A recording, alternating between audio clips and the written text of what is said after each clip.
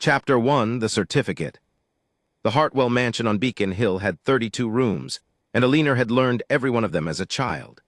She knew which floorboards groaned outside the library and which held their peace. It was that old, careful knowledge that saved her now, at 4:30 on a gray November afternoon, as she stood pressed against the paneling in the corridor and listened to two men decide her life. "You're certain the date will hold," said her uncle. Silas Hartwell's voice was smooth as poured tallow, the voice he used for creditors and clergymen. "I'll not have some clerk raising a fuss over particulars." "The date is tomorrow's." A second voice, thinner, drier, Dr. Prewitt, who had dined at their table twice and never once looked her in the eye. Signed, sealed, and witnessed. Hysterical, delusional, and unfit to manage her person or her property. No magistrate in Boston will look past my seal. Alina did not move. She had come down for a book and instead found the library door standing ajar, and through the gap she could see the two of them bent over the great mahogany desk that had been her father's. A single sheet of paper lay between them, weighted at one corner by the brass whale her father used to let her hold when she was small. She could see the black scratch of ink at the bottom. She could see her uncle blotting it with the pad, unhurried, a man tidying his accounts. A lunacy certificate, dated tomorrow, with her name on it. She should have been afraid. Some cooler part of her noted distantly that she was not yet. She was counting instead. In 3 weeks she would turn 21, and on that morning her father's shipping fortune, held in trust since his death, would pass into her own 2 hands. Silas had been trustee for 4 years. 4 years of watching him sign where her father had signed, sit where her father had sat. If she came of age sane, he became nothing, an uncle with a modest house and expensive habits. If she were declared mad before then, he became her legal guardian, and the fortune and everything would stay his for as long as she was kept behind a locked door. Weeks, he could not risk weeks, so he had bought a doctor and a date. "And the signature," Silas said, "the consulting physician. Hargrove's." "Hargrove need never know his name adorns it." Prewitt gave a small, satisfied sound. "I've copied his hand a dozen times. The witnessing colleague is a formality." There, Alina's breath went shallow and quiet. A forged signature. Prewitt had forged Dr. Hargrove's name to give the certificate a second physician's weight. It was the sort of detail a hysterical woman would never have caught. She caught it, and held it, and folded it away in her mind like a letter she might one day need to send. "Then it's done," Silas said. He straightened, and Alina drew back into the shadow of the stair. "The conveyance comes at 8 tomorrow. Have her calm. Laudanum in the morning chocolate if she is not." The conveyance. She had seen it that very afternoon and not understood, a plain dark wagon drawn up in the mews behind the house, its windows fitted with a close iron mesh, 2 men in gray coats smoking beside it. She had thought it belonged to a neighbor. It belonged to her. It was waiting to carry her to whatever place they had chosen, where poised young women were made, at last, to look as mad as the paper claimed. Alina climbed the stairs without a sound. In her room she sat at her mirror and unclenched her hands 1 finger at a time and made herself breathe until the roaring behind her eyes went still. Panic was a locked door. She would not walk through it. Dinner was at 7. She wore the gray silk and pinned her hair herself, because her hands were steadier than a maid's would have been, and she went down and took her place across from her cousin. Vernon Hartwell had his father's fair coloring and none of his patience. He watched her over the soup with a wet, expectant look, the look of a boy who has been promised a treat and cannot stop glancing toward the shelf. "You're pale, cousin," he said. "Not sleeping? I hear you've been having such troubling dreams, fancies. Father worries so." "I slept very well," Alina said, and buttered her bread. "He says you wept in the garden Tuesday last. Quite inconsolable." Vernon's mouth curved. "It's a wonder anyone can manage you at all." She had not wept in the garden Tuesday last. She had walked in it dry-eyed because the house had begun to feel like a held breath. But she understood now what he was doing, laying the record aloud at the table before the servants so that later they might all remember the poor mad heiress and her fits. It was clever, in its way cruelty dressed as concern, each lie small enough to seem like kindness. She looked at her cousin and let nothing at all cross her face. If they wanted hysteria from her, they would go hungry for it. "How kind of your father to worry," she said. "Pass the salt, Vernon." He passed it. His hand, she noticed, was not quite steady. He was frightened too in his small, cruel way. That was useful to know. She ate, she spoke of the weather, and of a concert she did not intend to attend. and under the table in the fold of her napkin, she read again the thing that had been pressed into her palm an hour before, on the stair, by Bridget the upstairs maid, Bridget, whose mother Alina's own mother had nursed through a hard winter, who had squeezed her hand once hard and whispered, "They mean you ill, miss. Tonight, go." A folded square of newsprint. Alina had opened it in the dark of the landing. It was a page of advertisements, and one had been ringed round twice in ink. Wanted a respectable young woman of sound constitution and good character to come to Montana Territory as wife to a settled rancher, widower, of sober habits and fair means. No fortune required. Honesty valued above all.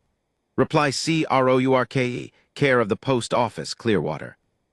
No fortune required. Honesty valued above all. Alina had read it 3 times on the landing, and something in her chest had turned over, not hope exactly, but its harder cousin. A door in a wall she had thought was solid stone. Somewhere 2,000 miles west, where no one had ever heard the name Hartwell, a man wanted a wife who came with nothing. She could be nothing. She could be no one. It was the safest thing in the world she had ever been offered. She finished dinner. She wished her uncle good night and let him press his dry lips to her forehead, and she did not flinch, though it cost her. Then she went up to wait for the house to sleep. At midnight the mansion was a country of clocks and cold radiators. Alina dressed by feel in her plainest traveling wool, the brown that made her look like a governess. She had spent the small hours sewing, and now the hem of her petticoat was heavy with it. The household cash she had gathered over months, coin by coin, note by note, telling herself it was only prudence. Nearly $200, stitched flat where no searching hand would think to feel. She took very little else. Her mother's ring, which she slid onto the 3rd finger of her right hand and turned so the stone lay against her palm, the way her mother had worn it when she wished not to be noticed. A comb. A twist of bread and cheese from the pantry, knotted in a handkerchief. The ringed advertisement, folded small. She left the pearls, the gowns, the silver-backed brushes with her initials, all of it Hartwell property, all of it a leash. Let them keep it. She was going to be somebody who had never owned such things. The back stair was the one with the honest boards. She went down it in her stocking feet with her boots in her hand, past the kitchen where the banked stove ticked, to the servant's door. Through the little window she could see the mews and the dark wagon still standing there, and one gray-coated man dozing on its step with his hat over his face. The night watchman would be at the front, walking his slow circuit, out of sight for perhaps 4 minutes at the turn. She had counted his circuits from her window for a week without knowing why she did it. She knew now. Alina waited until the watchman's lantern swung away toward the front of the house. Then she opened the servant's door on hinges Bridget had oiled that very evening, bless her, and slipped out into the cold. She did not go toward the mews. She went the other way, along the garden wall in the deep shadow, to the gate that led onto the lane behind the Cabot's stable, and through it, and she was on the open street with her heart slamming and no one shouting behind her. She put her boots on sitting on a horse block 2 streets away, hands quick and sure, and walked to the station like a woman who had every right to be walking anywhere. The city was hers for these few hours in a way it had never been in daylight, empty, indifferent, asking her no questions. She kept her chin up and her pace even, and did not once look back at the hill. The last westbound of the night did not leave until near 5. Alina bought her ticket at the grill from a yawning clerk who did not look at her twice, paid in worn notes from her hem, and gave a name that was not hers. Then she sat on a hard bench beneath the gaslights of the near-empty platform, took a stub of pencil and a leaf from the back of the almanac someone had left behind, and began to write. "Dear Mr. Rourke," she wrote and stopped and considered. The name came to her cleanly, as though it had been waiting. Something plain, something that fit a woman with $200 in her hem and nothing else in the world. She wrote it down and looked at it and found she could live inside it. "I saw your advertisement and write an answer to it. I am 24 in good health and can keep a house, a ledger, and my own counsel. I come with no fortune and no family to speak of, which I understand suits your terms. I value honesty as you do. If you will have me, I will come. Miss Ellen Bell." She read it over once. Her heart was pounding hard enough to hear, but she made herself watch her own hand, and her hand did not shake. That, she thought, was the whole of it, that whatever they had written on their forged and dated paper, her hand did not shake. Somewhere behind her, in a house full of clocks, a wagon with iron mesh in its windows waited for a girl who would not be there at 8 o'clock. Alina folded the letter and addressed it, and sat with it in her lap in the yellow light, watching the dark tunnel where the train would come. She had spent her whole life inside walls that other people built. She was trading them now wide-eyed for a stranger and a territory and a name she had made up on a bench, trading one cage, she thought, for the wide unknown, and praying only that the unknown had no lock. Chapter 2, Ellen Bell Goes West. The train swallowed the miles the way the sea had once swallowed her father's ships, steady and indifferent, and Alina Hartwell taught herself to become someone else in the smoke-smelling dark of a second-class car. It was harder than she had imagined. Not the discomfort. She had discovered she could bear a great deal of that without letting it show, but the small betrayals of habit. The way she sat too straight, chin level, hands folded as though a governess still hovered behind her. The way her vowels came out rounded and clean, each syllable polished by a Boston tutor who had cost her father more per month than the woman opposite would see in a year. Those things had to go, all of them. So Alina watched the woman with the flour sack apron and the sleeping child, and she learned to let her shoulders round forward and her hands lie loose and idle.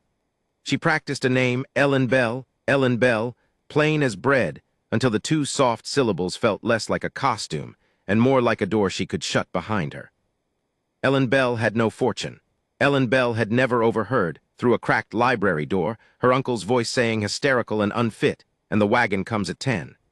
Ellen Bell had not seen the certificate on the blotter with a physician's signature forged so poorly that the H in Hartwell trembled.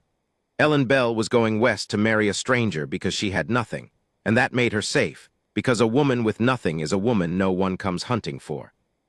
The lie of it steadied her. She held to it the way a drowning woman holds to a spar. What she could not hold off was the fear of the wire. Every station brought it.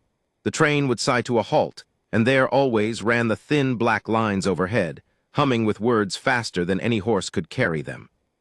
She would look up at the telegraph poles marching alongside the track and think, he could be ahead of me. Uncle Silas had money, and money bought speed, and somewhere a clerk in a green eyeshade might already be tapping out young woman, dark hair, answers to Alina, detain. A message could cross the whole country in an hour. She had thought it a marvel once. Now it felt like a hand reaching for a collar from 1,000 miles behind. At each stop she kept her face to the window and waited for a hand on her shoulder that never came. It gave her too much time to remember, and memory, in the long swaying hours, was its own prison. She remembered her father before the fever took him, broad and laughing, smelling of pipe smoke and salt, spreading his charts across the dining table and letting her track the ships with her small finger. He had trusted his brother Silas the way a strong man trusts a weak one, with an easy generosity that never once imagined the weakness might curdle into something worse.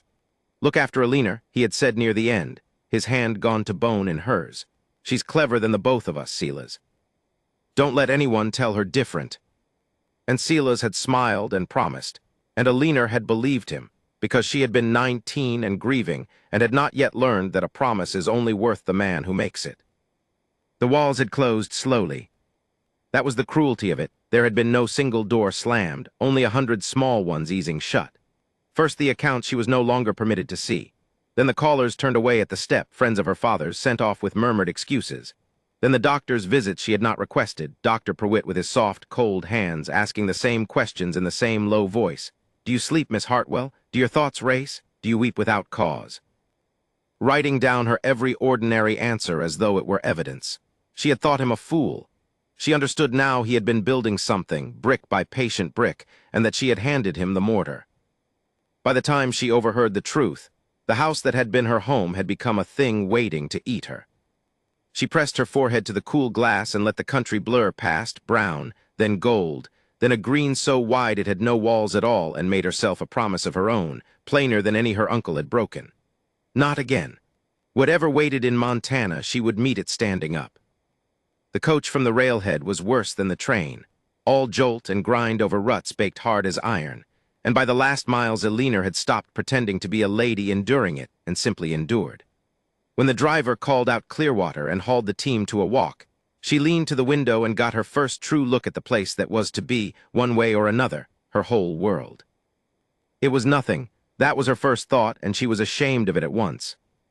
A single wide street of packed dust, a row of false-fronted buildings washed pale by sun, a mercantile, a bank no bigger than her father's study, a church with a raw new steeple, a livery breathing hay and horse. Beyond the last roof, the land simply opened and kept opening, rolling up toward mountains that stood so blue and so far they might have been cut from paper and hung against the sky. In Boston, the sky had been a gray strip rationed out between rooftops. Here it was everything, coming down to the very edge of the world on all sides. She breathed in dust and sage and pine, and something in her chest that had been clenched for days let go by a single notch. The people turned to watch the coach. Not rudely, steadily, the way the woman on the train had watched, taking her measure without hurry or apology. A frontier read a stranger the way a sailor read weather, because out here a stranger might mean anything. She gathered her single carpet bag, smoothed her plain gray traveling dress, and reminded herself who she was. Ellen Bell, nobody, come to be married. She stepped down into the light. He was waiting by the corner of the coach office, and she knew him before he spoke, because he was the only man there doing nothing but watching her. He was tall, and the width of his shoulders was the honest width of work rather than tailoring, perhaps 35. A dark coat gone soft with wear, a hat held in both hands with a courtesy that seemed to cost him some effort. His face was weathered and quiet and gave away almost nothing, but his eyes did the thing hers did, moving over a person quick and thorough, and she saw the exact moment his expectation failed to match what stood before him. "Miss Bell," he said, it was not quite a question. "Mr. Rourke." She put out her hand as if to shake, then caught herself. A lady offered fingers, a plain woman a whole hand, and gave him the whole of it. He took it, his grip was careful, as if she might be made of something that broke. "I got your letter, and your wire from the railhead." A pause, and she watched him choose his words the way a careful man counts coins. "I'll be honest, ma'am, I expected—" He stopped. "Someone more desperate," Eleanor said. Something flickered across his face, not quite a smile, but its near neighbor. "I expected someone more afraid," he corrected. "The ones who answer an advertisement like mine usually are." "I am more afraid than you can imagine," she thought. "You simply cannot see where I keep it." Aloud she said, "I'm not sure being afraid ever mended anything, Mr. Rourke. I'd rather spend the strength on the work in front of me." He looked at her a moment longer, and she had the unsettling sense of being genuinely seen, not flattered, not dismissed, not diagnosed, only weighed by a fair scale. "No," he agreed quietly. "I don't suppose it does." He did not rush her toward anything. That, she would think later, was the first thing she truly liked about him. A man who had every reason to want the business concluded, standing instead and letting her find her feet. A round, bright-eyed woman came bustling from the mercantile porch, wiping her hands on an apron stuck through with pins. "You'll be Caleb's bride, then. I'm Martha Klein. I keep the needle and thread in this town, and half the gossip besides, though I only sell the one." She took Eleanor's hand in both her warm ones and squeezed. "Land, but you've had a journey. You come to me for anything you need altered, you hear? A dress made for the East never yet fit a Montana wind." Eleanor found herself smiling, a real one. "I'd be glad of it, Mrs. Klein." Across the street, a lean man with a tin star pinned to his vest touched his hat brim to her, unhurried, his gaze steady and not unkind. "Ma'am, Amos Doyle, sheriff hereabouts." The star caught the sun, and Eleanor's heart gave one hard knock before she mastered it. She made herself nod back easy, as Ellen Bell would nod, having nothing on her conscience and nothing to fear from the law. And from the church steps a thin man in black lifted a hand in blessing. "Reverend Foss," Caleb said low at her shoulder. "He'll marry us whenever you're ready. There's no hurry on it," he added, quieter still. "You've a room at the boarding house tonight, and my word you'll not be troubled there." She was still turning that over when she heard it. She had drifted a step toward the coach office to see to her bag, and the door stood open, and inside a voice was speaking to the station master in tones that did not belong to Clearwater. Smooth, Eastern, careful. A young lady, dark-haired, perhaps 20, well-spoken, traveling alone. She'd have come through this last week. It's a family matter, you understand. Her people are very anxious after her. Eleanor went cold from the crown of her head to the soles of her feet. The dust, the sky, the warm woman with her pins, all of it drew back and left her standing alone in a small, clear circle of ice. She did not turn. She fixed her eyes on the blue paper edge of the mountains and made her breath go slow, and she did not move a single muscle of her face, because she had learned in the last house she lived in that a still face was the last wall left to a hunted woman. Behind her, the station master's answer came in a lazy drawl. "Lot of folks come through, mister. Coach don't keep a guest book." She did not hear the rest. Caleb had come up beside her, close but not touching, and she realized he had followed the direction of her stillness the way another man might follow a pointing finger. He said nothing about the voice, but he had marked her, the way she had turned to stone in the middle of a warm afternoon, and when he spoke it was very low, meant for no one but her. "Miss Bell," she made herself look at him. His weathered face was quiet, and his eyes on hers were steady as the far mountains, and there was something in them she had not seen turned on herself in a very long time, not curiosity, not appraisal. Something closer to a promise being decided on the spot. "I don't know what put that look on your face just now," he said, "and I'm not going to ask you for it, but you've come to my part of the country now. Whatever's chasing you, it doesn't get onto Rourke land while I'm standing on it." And Alina Hartwell, who had trusted a promise once and been nearly buried for it, looked into the face of this quiet stranger and felt, against all the good sense she had left, the first small, dangerous thing take root: the wish to believe him. Chapter 3: The Rourke Ranch. The Rourke place sat in a broad green fold of land 2 hours out from Clearwater, where the mountains stood blue and patient along the western sky, and the grass ran on so far it seemed to spill over the edge of the world. Alina had spent her whole life inside stone and brick, inside rooms measured by the reach of a chandelier's light, and the first morning she woke beneath Caleb Rourke's roof, she lay very still and listened to a silence that had no walls in it at all, only wind, and the low complaint of cattle, and somewhere the ring of a hammer. He had given her the front bedroom, her own door, her own key, though she noticed there was no lock, and she understood without being told that this was a kind of promise. Caleb slept in the smaller room off the kitchen, and between them the marriage that had brought her west remained a thing agreed to but not yet made, a folded paper, an intention, a courtesy neither of them had spoken aloud. "Reverend Foss says he'll come out whenever we're ready," Caleb had told her that first evening, hat in his hands, eyes on the middle distance the way a man looks when he is trying not to crowd a person. "No hurry to it. You've had a long road. A body ought to feel settled before it stands up in front of God and signs its name to anything." "That's considerate of you, Mr. Rourke." "Caleb," he'd said, "if you can manage it." "Caleb," she'd agreed, and had watched something ease in his shoulders, small as the loosening of one knot in a long rope. So they circled each other through those first days with a wary, careful respect, two strangers learning the shape of a life they had each chosen out of need.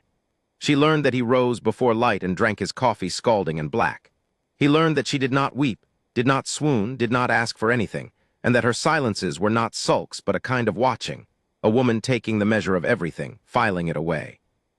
He had expected, she thought, someone breakable. She meant to disappoint him. The calf settled the matter of what she was. It was a red heifer's first, dropped weak and scouring in the 3rd week, and by the time Holly's carried word up to the house, the little thing lay flat in the straw with its eyes gone dull. Caleb crouched over it, jaw tight, and Alina came in behind him with her sleeves already turned back before she'd thought about whether a lady ought to. "He's near gone," Holly said. He was a lean, weathered man with a gray mustache and a careful way of speaking around her, as if she were made of good china set too near the edge of a shelf. "Scours take 'em fast." "Then we'd best be faster." Alina knelt in the muck without a flinch. "He wants fluid, not feed, warm water, salt, a spoon of molasses if you have it, and a pinch of baking soda. Have you eggs, the white of one, beaten in?" She looked up and found both men staring. "My father kept horses, a groom taught me. Are we to let him die because I learned it from a groom?" Caleb's mouth twitched. "Holly's the house pantry." "Go." They dosed the calf through the afternoon, Alina cradling its head in her lap and working the mixture past its teeth a spoonful at a time, murmuring to it the low nonsense one murmurs to the sick. And by dusk the dull eyes had cleared and the small legs gathered under it, and it stood, swaying and buted at its mother. Holly's let out a whoop.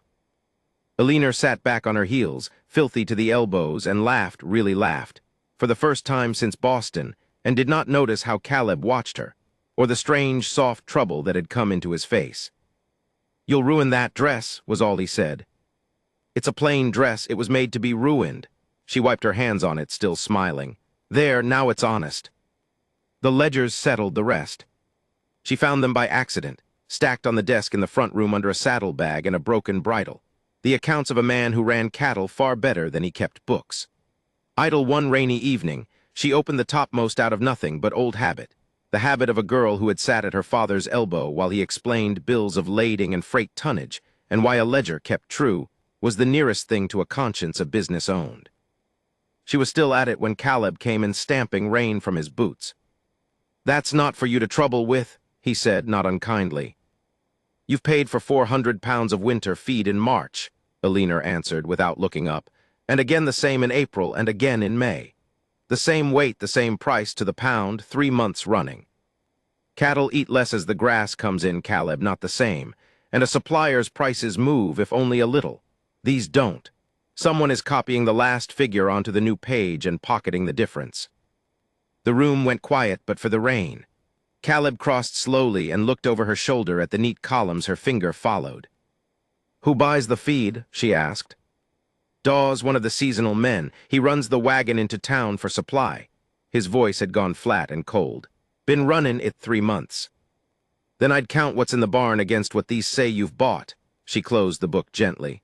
"I could be wrong, but I don't think I am." She was not wrong. The barn came up 200 pounds short of the paper, and Dawes came up missing by the next morning, having read the weather in Caleb's face and lit out west before dawn. Holly's told the story to the other hands, and after that the careful way they'd had with her changed into something else. Not the deference owed a china cup, but the plain regard men give a person who has proven useful in a hard place. "Miss Ellen figured it with her eye," Holly said to Caleb by the corral, marveling, "quick as you'd read a brand." And Caleb, watching her cross the yard with a bucket in each hand, said quietly, more to himself than to Holly's, "Yeah. She's got a mind on her." He did not say the other thing he was thinking, that men back east had a word for women whose minds ran quick and would not sit still, and that the word was an ugly one, and that whoever had aimed it at her had been a fool or a liar. He only knew more surely each day that what he was watching was not any kind of madness. It looked, from where he stood, a great deal like brilliance. He told her about Sarah on a still evening in the 4th week, both of them on the porch, the coffee gone cold between them. "My wife," he said when she asked, easy, about the small headstone she'd seen on the rise behind the house. "Sarah, 2 years back, near enough. The baby came early and it came wrong, and the nearest doctor was a day's hard ride, and he stopped. Turned the cup in his hands. I lost the both of them in one night, her and the boy that would have been." He said it plainly, the way a man says a thing he has said to himself 10,000 times until the words are smooth as river stones. "So I know what it is to have a house go quiet. I wasn't looking to fill it back up with a stranger for company's sake. I put that advertisement out because a ranch wants to, and because a man gets tired of his own thoughts. I want you to know I never meant to ask more of you than you had a mind to give." "I know it," Alina said softly. "You've made it plain in 100 small ways. It's more than I was owed." "There's no owing between us." He looked at her, and the last light caught his eyes, gray and steady. "I'll tell you the one thing I hold to, and then I'll let it be. My daddy told me a man's word is the only fence that holds. Wire rusts, rails rot, but if a man says a thing and stands to it, that'll keep the wolves out longer than anything you can build with your hands. I gave you my word you'd be safe on this land. I mean to keep it. That's all." Alina sat very still, and for one perilous moment the whole truth rose in her throat like a tide. The certificate, the forged name, the wagon waiting with its barred windows, Silas's soft voice through the study door. This man had laid his griefs bare and asked nothing back but her word, and she was living under a name that was itself a lie. She said nothing.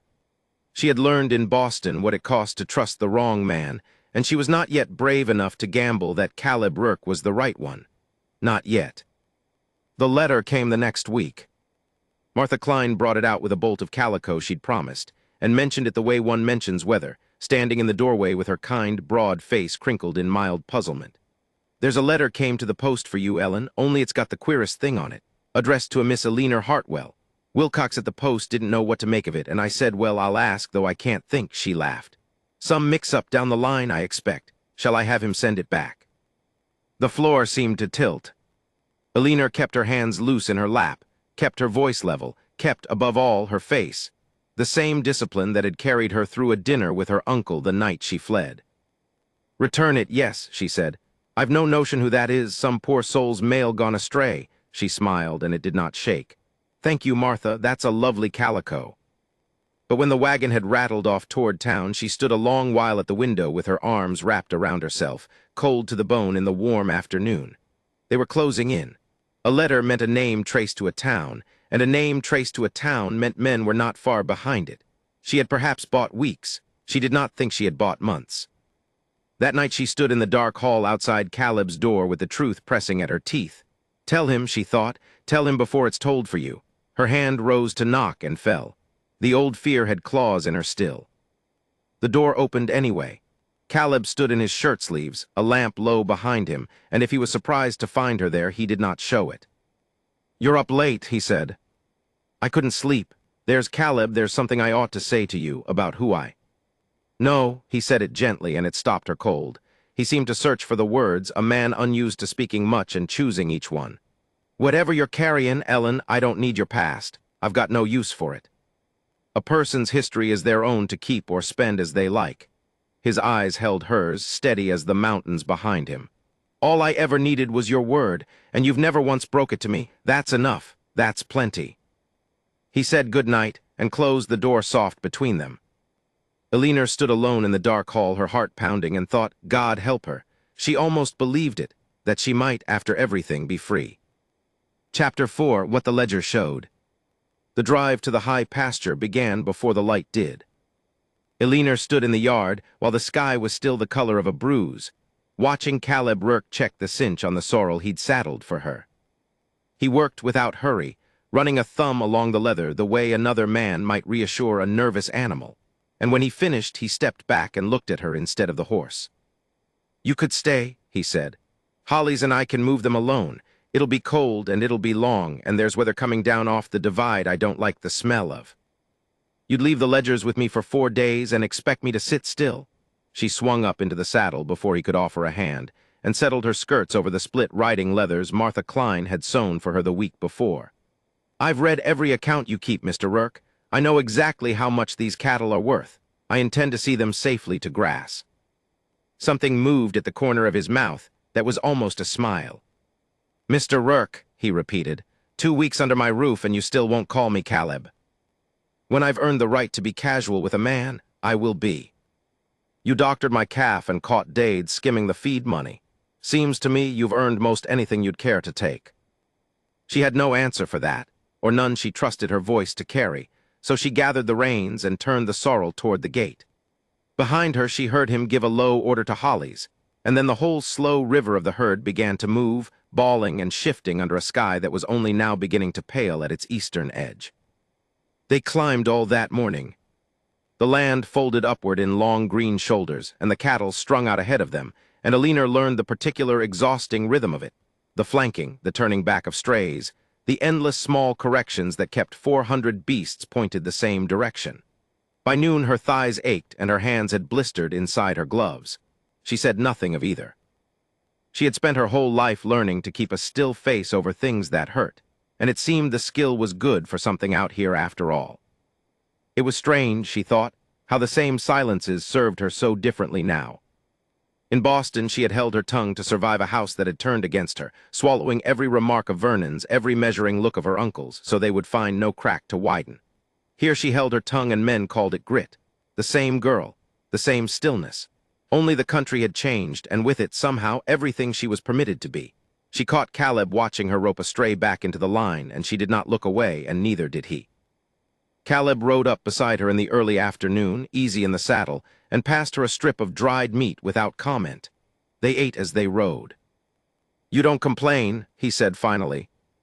"Would it help?" "No, but most would try it anyway." He squinted at the ridgeline, where the clouds had begun to stack themselves into gray towers. "Weather's coming faster than I figured. We'll push for the timber and hold them there tonight." The storm caught them an hour short of it. It came down the mountain the way Caleb had said it would, with no manners and no warning, a wall of rain and then hail, the sky gone black-green, the wind snatching the words out of a man's mouth before he could shout them. The cattle spooked and swung, and for a terrible few minutes the whole herd threatened to break and scatter down the slope into the ravines, which Hollies bellowed would kill half of them and cripple the rest. Elinor did not think. She saw the leaders turning, saw the gap opening on the left flank where the land dropped away, and she put the sorrel into it.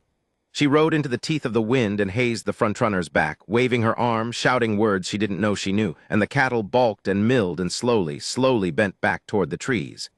Hail struck her shoulders like flung gravel. She kept her seat. She kept turning them. When it was done, when the herd stood packed and steaming under the pines and the worst of the sky had rolled on north, Caleb found her in the near dark, rain running off both their hats, and simply looked at her for a long moment. "You had no business doing that," he said. "You'd have lost them." "I'd have lost some." He wiped the water from his face. "A green hand rides into a break like that. She gets pulled down and trampled, and I write a hard letter to somebody back east. You know that." "There's no one back east to write to," Alina said, before she could stop herself and saw his eyes change. But he let it lie. That was the thing about Caleb Rourke she was still learning to trust. He let things lie until she was ready to lift them. They built the fire under an overhang where the ground had stayed dry, and Hollies took the first watch grumbling cheerfully about women who rode better than the men they were hired past. Alina sat close to the flames with a blanket around her shoulders and her boots steaming, and Caleb sat across from her, and for a while neither of them said anything at all. "I chose you the day you stepped off the coach," he said at last. She looked up. "I mean, I made up my mind about you then. I'd had 2 other letters answering the advertisement. One woman wanted to know the acreage before she'd give her Christian name. The other wrote 3 pages and never once said why she was leaving wherever she was." He turned a stick in the coals. "You wrote 4 lines, said you were healthy, willing to work, and asked what I needed done. Didn't ask about the money, didn't ask about me. I figured a woman that plain in her wants was either simple or honest. And when you got down off that coach, I saw quick enough you weren't simple." "So honest," Alina said quietly. "That's what I judged." The fire popped between them. She thought of the false name she answered to, the ring of her mother's hidden in the toe of her spare boot, the whole edifice of the lie she had built to stand upon this man's land, and the guilt rose in her so sharp and sudden that she had to look away into the dark. "You don't know the first thing about me," she said. "I know how you rode tonight. I know you set a broken account book straight in an afternoon and never lorded it over me after." He was quiet a moment. "A man's word is the only fence that holds, my father used to say. I gave mine to a stranger off a coach. I've had no cause to regret it, and I don't expect to." She wanted, in that firelit moment, to tell him everything, to lay the whole ruinous truth down in the coals and watch what he did with it. But he had said, "I don't expect to asterisk," and she was a coward about exactly one thing in all the world, and it was losing this. "Get some sleep, Ellen," Caleb said, and the false name in his mouth was gentle, and it cut her worse than the hail had.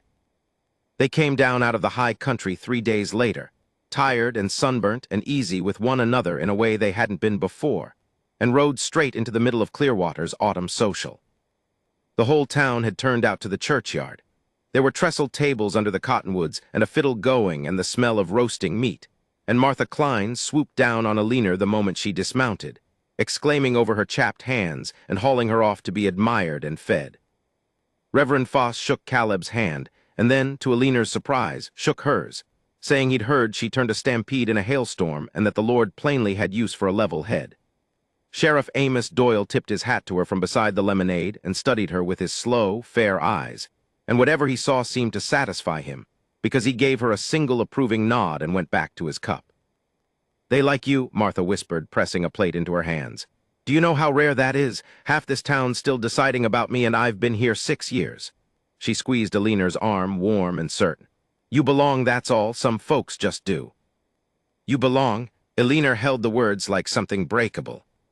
She had not belonged anywhere since her father died, had been an inconvenience in her own house, a problem to be managed, a signature waiting to be forged. Here, among these plain, kind people, under this enormous sky, a seamstress had told her she belonged and meant it. She was still holding that when she overheard the men by the water barrel. She hadn't meant to listen. She was carrying dishes back to the tables, out of the lamplight, and 2 ranchers were talking low the way men do about news that isn't theirs. Fancy Eastern fella, all in black broadcloth. Been wiring the sheriff's office 2-3 times this week. Wiring about what? Runaway, some invalid niece of his, he says. Slipped off from her family, not right in the head, dangerous to herself. Offering money to whoever's seen a young dark-haired lady come through since spring. A pause, the scrape of a dipper. Doyle told him plain he'd not seen any madwomen in Clearwater, only sensible ones, and to quit clogging his wire. The other man laughed. The first did not. Still, he said, man with that much money don't quit. He'll come himself, you watch. The plate did not fall from Alina's hands. She had learned in the Hartwell house to hold still over things that hurt, and she held still now, though the ground seemed to tilt beneath her and the fiddle music went thin and far away. An invalid niece, not right in the head. Silas had not given up. Somehow he had found the thread of her and begun, patiently, cruelly, to pull. She walked back to the tables and set the dishes down without rattling them. She found Caleb across the churchyard, laughing at something Hollis had said, his hat pushed back, the lamplight warm on his face, a man who had trusted a stranger off a coach and had no cause yet to regret it. And she made a decision there in the dark under the cottonwoods, cold and clear and final. She would tell him, not from a fire on a mountain when she lost her nerve, not in fragments all of it tomorrow in the plain daylight of the ranch. The fortune, the certificate, the asylum wagon waiting in the drive, the name she'd stolen, the uncle who was even now reaching west to drag her back into a cage. He had said a man's word was the only fence that held. She would give him the truth and let him decide whether his word still covered her.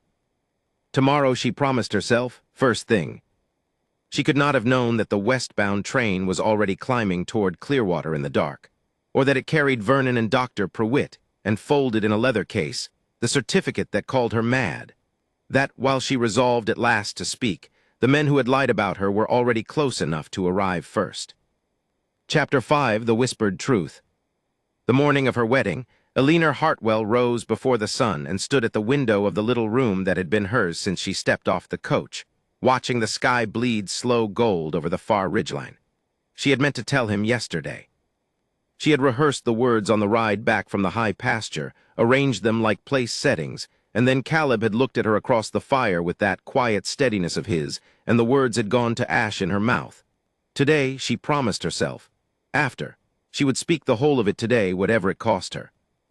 Martha Klein had come out from town the evening before with a dress folded over her arm, plain gray poplin with a collar of ivory lace she'd tatted herself, and she'd pressed it into Alina's hands, as though it were spun of something finer than any Boston silk.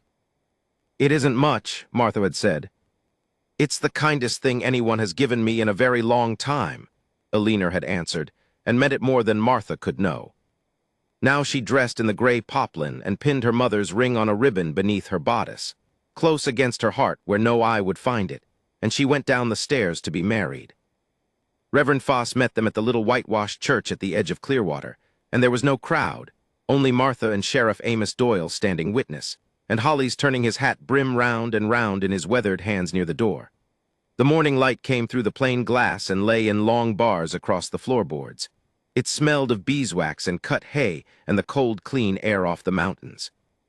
Caleb Rourke stood at the front in a dark coat she had never seen him wear, his jaw freshly shaved, his hands folded and still. He was not a handsome man in the way the men of Boston drawing rooms had been handsome, all pomade and practiced smiles. He was something better. He was a man who did not look away. "You don't have to look so grave," she murmured as she came to stand beside him. "One would think you were being sentenced." The corner of his mouth moved. "I'm a man who says a thing once and keeps it," he said low. "Figured I'd best get it right." Reverend Foss opened his worn book and began, and the old words filled the small room. Alina had expected to feel like a fraud standing there under a name that was not her own, taking vows built on a lie she had not yet unmade.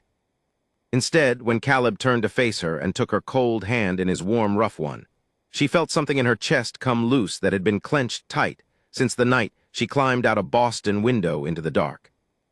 "I take you," Caleb said, and his voice did not carry past the two of them, "to have and to hold, to stand for. That last part isn't in the book, but I mean it plainer than the rest." His thumb passed once over her knuckles. "No harm comes to you that goes through me first." Her breath caught. "That isn't in the book either," she managed. "No," he agreed, "but I'll keep it longer." She spoke her own vows in a steady voice, and if it trembled once it was not from fear. Foss pronounced them man and wife, and Caleb bent and kissed her, brief and careful and certain, and Martha wept openly, and Hollis let out a whoop that startled the sparrows from the eaves. And for one bright, unguarded moment, Alina Hartwell forgot that anyone in the world wished her ill. They rode home in the wagon as the afternoon lengthened, and the peace of it followed her all through the small supper Martha had helped lay, and it stayed with her as the lamps were lit, and the hands drifted off to the bunkhouse, and the house went quiet around them. It was that quiet, finally, that undid her. She could not carry it into this. Whatever this was becoming, it would not be built on sand. Caleb was banking the fire when she came and sat across from him, her hands folded hard in her lap. "There is something you have to know," she said, "and I need you to let me say all of it before you answer." He straightened slowly and sat back in his chair and looked at her, and he did not reach for his pipe or his coffee or any of the small things a man reaches for to have somewhere to put his eyes. He just looked at her and waited. So she told him. She told him her name, her true name, Alina Hartwell, of the Boston Hartwells, shipping and marine insurance, a fortune her father had built up plank by plank out of nothing. She told him her father had died 2 winters past and left it all to her, to come into her hands on her 21st birthday, now only weeks away.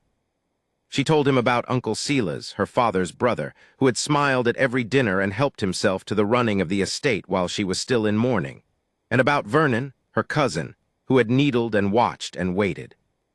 She told him about the night she had come down the back stair for a book and heard voices in her uncle's study, and stopped with her hand on the newel post, listening to Silas, and a man named Dr. Prewitt finished the arrangement of a lunacy certificate declaring her hysterical, delusional, and unfit, dated for the very next morning.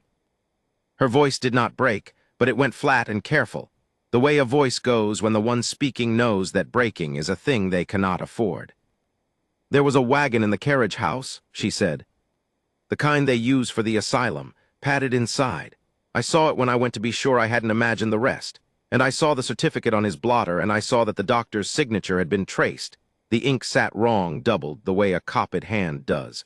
They forged it. They meant to have me committed and made Silas my guardian, and everything my father built would have passed to him the moment they turned the key." She made herself go on, the maid's warning, the newspaper folded to a bride advertisement circled in ink, the cash sewn into her hem, the ring, the false name chosen on a train platform with her heart slamming against her ribs. The long journey west with her manners filed down to plain Ellen Bell, and the terror at every station that a telegraph had run ahead of her. "So that is who you married," she finished. Her hands had gone white where they gripped each other. "Not Ellen Bell, a runaway with a false name and men behind her who want me locked away for the rest of my life. I should have told you before you stood up in that church. I have no defense for that except that I was afraid, and I did not want to lose the first safe thing I have had since my father died. If you want me gone, I will go in the morning and not shame you with it. But I will not lie to you under this roof for one more night." The fire popped. Somewhere out in the dark a horse shifted and blew. Caleb had not moved through the whole of it, and now the silence stretched until she thought she would come apart with it. Then he leaned forward, elbows on his knees, and he did not look angry. He looked as though something had settled in him, hard and final, like a fence post driven down to bedrock. "You're telling me," he said slowly, "that you're not mad." "I am telling you I never was." "I know that," he said it flat without heat. "Known it since the day you got down off that coach and I saw you counting the men on the street to see which way was out.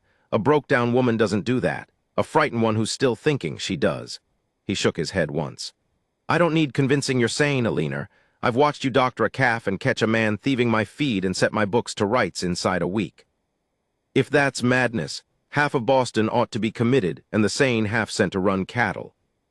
A sound came out of her that was half a laugh and half something wetter. "You're not angry that I lied," she said. "You didn't lie. You didn't tell me a thing that wasn't yours to keep until you were sure of me." His jaw worked. "I told you once your past was your own. I meant it. What I'm angry at is a man 3,000 miles off who'd steal a woman's whole life and call it Christian charity." He stood then and crossed to her, and went down on one knee so his eyes were level with hers, and when he spoke again his voice had dropped to almost nothing, low and rough and fierce. "So hear me now and hear it plain. You're my wife.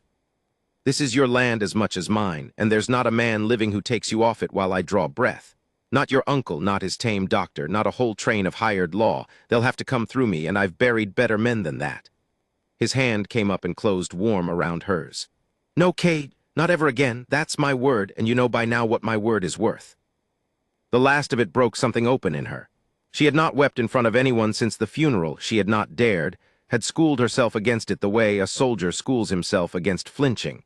But she wept now, silent and shaking, and Caleb did not tell her to stop or draw back from it. He gathered her in against his chest and held her, one hand spread broad and steady between her shoulder blades, and let her. When she could speak again, she pulled back only far enough to see his face. "Then we don't wait for them," she said, and the steel was back in her, the thing that had gotten her out a window and across a continent. "We get ahead of it. My father had a lawyer, Mr. Abernathy, honest, older than God. He never trusted Silas an inch. If we wire him, he can pull the records, prove the certificate's a forgery, prove Prewitt's no fit doctor. And we tell Sheriff Doyle everything, now, before they arrive with their papers, so it's my truth he hears first and not their lies." "Doyle's a fair man," Caleb said. "He'll hear you." He brushed the wet from her cheek with his thumb. "We ride in tomorrow, tell him together." "Together," she echoed, and found she liked the shape of the word. He kissed her then, and it was nothing like the careful thing in the church. It was slow and certain, and it asked a question, and she answered it, and for the first time since her father's coffin went into the cold ground, she felt entirely, wholly seen, not the heiress, not the invalid, not Ellen Bell, but herself, and safe, and married to a man who would stand between her and the dark. The fire burned low, and neither of them minded. She was home. She was at last home. She woke in the gray before dawn to the sound of a fist pounding hard against the front door. Chapter 6. They came with papers. The morning was too bright for what it carried. Eleanor rode into Clearwater beside Caleb with the sun laying long gold bars across the rutted street, and every ordinary thing, the smell of wood smoke, the bawl of a penned calf, the creak of the wagon under them, seemed to belong to a world that had already ended and did not yet know it. She had slept perhaps an hour. The dawn knock still rang in her bones. Hollies had come pounding up the porch steps with words straight from Martha. 3 men from the east were at the Clearwater Hotel, and a 4th with them wore a deputy's star pinned to a coat that did not fit the county. They had papers, Martha said. They were asking after Caleb Rourke's wife. "You don't have to be the one to walk in there," Caleb said now, low, his eyes on the reins and not on her. "I can put you at Martha's and go stand for you myself." "No," Eleanor's voice came out steadier than she'd feared. "If I hide, I've proven every word Silas means to say. A woman too frightened to face a piece of paper is a woman who belongs in a wagon. I won't give him that." Caleb was quiet a moment. Then he reached over and closed one warm hand over both of hers where they knotted in her lap. "All right," he said. "But you don't stand alone in there, not 1 minute of it. That's my word, and my word's the only fence that ever held." They found them gathered outside the sheriff's office, arranged like a tableau some painter had staged. Uncle Silas stood at the center in a black frock coat brushed clean of the trail, hat in his hands, his silver head bowed in the practiced grief of a man carrying a sorrow too heavy to name. Vernon lurked at his shoulder, pale and sweating, unable to hold Eleanor's eyes. Dr. Prewitt hovered behind them with a leather case clutched to his chest. And beside Silas, thumbs hooked in his belt, stood a broad man with a tin star and a hired look, the out-of-county deputy. Sheriff Amos Doyle stood on his own step, arms folded, reading the street. Behind Eleanor and Caleb, quietly, the town had begun to gather, Martha in her apron, the Reverend Foss, 2 of the ranch hands, the storekeeper, a knot of women who had smiled at Ellen Bell at the church social and now watched with careful faces. "There she is." Silas lifted his head, and his voice broke on the words with an artist's precision. "There is my poor brother's child. Eleanor, Eleanor, my dear, do you know me?" "I know you, Uncle," Eleanor said, "better than anyone here does." A ripple went through the watchers. Silas only nodded sadly, as though the answer grieved him, and turned to the sheriff. "You see how it is. She speaks in riddles. She has been ill a long while, Sheriff, since her father's death unhinged her. We have tried everything a family can, rest cures, the best physicians. It shames me to stand in a public street and say it, but I am left no choice." He drew a folded packet from his coat and held it out. "This is a certificate of lunacy, signed and sworn by a licensed physician of the Commonwealth of Massachusetts. And this, a second document, is an order of guardianship naming me her legal protector. She is a committed ward, Sheriff. By law she belongs in my care." Doyle took the papers. He read slowly, the way a man reads when he means to be sure, his mouth a flat line under his mustache. Eleanor watched the seals, the ribbon, the heavy inked signatures, and felt the ground tilt. They looked real. They looked like the truth. That was the horror of it, that a lie could be pressed and sealed and made to weigh more than a living woman standing in the sun. She had signed 100 documents in her father's study. She knew the weight the world gave to ink and wax, how a man in a hurry would trust a ribbon over a face. She had watched them build this thing brick by brick in a Boston dining room, and now here it stood, 3,000 miles west, and it had followed her across a continent to be read aloud in a street, where until this morning she had almost believed herself safe. Dr. Prewitt examined her personally, Silas went on, gaining strength. He'll swear to her condition, delusions of persecution, fixed beliefs that her own family means her harm, a conviction that documents plainly signed are forgeries. He turned his sorrowful gaze on Alina, and now she saw the trap yawn open beneath her. Watch her, Sheriff, ask her yourself. She will tell you we are thieves. She will tell you we forged these very papers to steal a fortune. That is the disease speaking. The more reasonable she sounds, the deeper it runs. Alina's breath stopped. It was perfect. It was the cruelest thing she had ever heard, a snare in which the truth itself became the proof of madness, in which her every denial fed the lie. If she wept, she was hysterical. If she stayed calm, she was cunning in her delusion. If she named the fraud, she was delusional. He had built a room with no door. Sheriff Doyle, she said, and made herself speak slowly, evenly, the way she would to a jury of one. I will not tell you they are thieves so that you may write it down as symptoms. I will tell you facts, and you may check every one against the world. That certificate is dated the 9th of April. On the 9th of April, I dined at the home of Judge Harmon Wills of Beacon Street, in company with 14 guests who saw me converse, play at cards, and take my leave at 10:30. Dr. Prewitt did not examine me that day, nor any day. I have never in my life sat before him for so much as a cough. A physician cannot certify what he has not seen. Prewitt went the color of tallow, his mouth opened and shut. You see, Silas said quickly, too quickly. The particulars, the names, the dates, she has built a whole history. It is the very hallmark of. It's the hallmark of somebody telling the truth, Caleb said. He had not raised his voice, but it fell across the street like a dropped beam, and everything stopped. He stepped forward, unhurried, until he stood square between Silas and Alina, his shoulders blotting the older man from her sight. Mr. Hartwell, Caleb said, you've said a good deal about what belongs to you. Let me say a thing about what belongs to me. This woman is my wife, married before Reverend Foss there in front of God in this town with her name signed to the book in her own steady hand. You want to talk law? A wife is not a ward.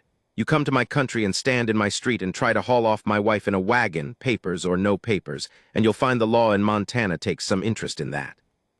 The hired deputy shifted his weight, hand drifting toward his belt. You're interfering with a lawful order, mister. I'm standing in front of my wife, Caleb said. Man ought to be able to do that much. Enough, Doyle's voice cut through it. He lowered the papers and the whole street turned to him, because in Clearwater what Doyle said was the thing that happened.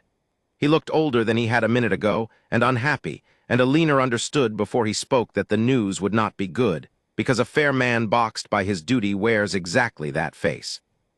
Rourke, I know your word. I've known it 10 years, and I'd stake my badge on it in most any matter. He tapped the packet against his palm. But these carry Massachusetts seals, a court's order, and a physician's oath.